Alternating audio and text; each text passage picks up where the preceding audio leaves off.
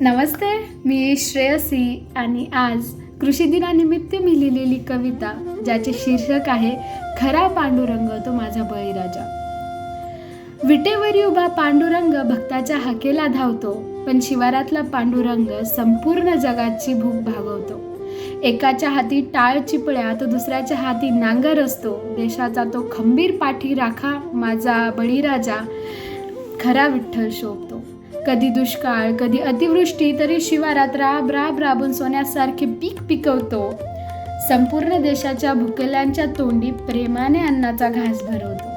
ना त्याला हवी कीर्ती मोठी, नाही मान सन्मानाचा गजर. देशाच्या प्रत्येक घासामागे दडलेला त्याच्या संघर्षाचा अथांग सागर. नाही मुकुट नाही सिंहासन तरी राजाहूनही महान, मी पाहिलेला तो खरा पांडुरंग, त्याला कृतज्ञतेचा नमस्कार. अशा माझ्या सर्व बळीराजांना, त्यांची खंबीरपणे साथ देणाऱ्या त्यांच्या जीवनसंगिनींना व त्यांच्यावर जीवापाड प्रेम करणाऱ्या कृषीपुत्र व कृषी कन्येला कृषी दिनाच्या हार्दिक हार्दिक शुभेच्छा. धन्यवाद.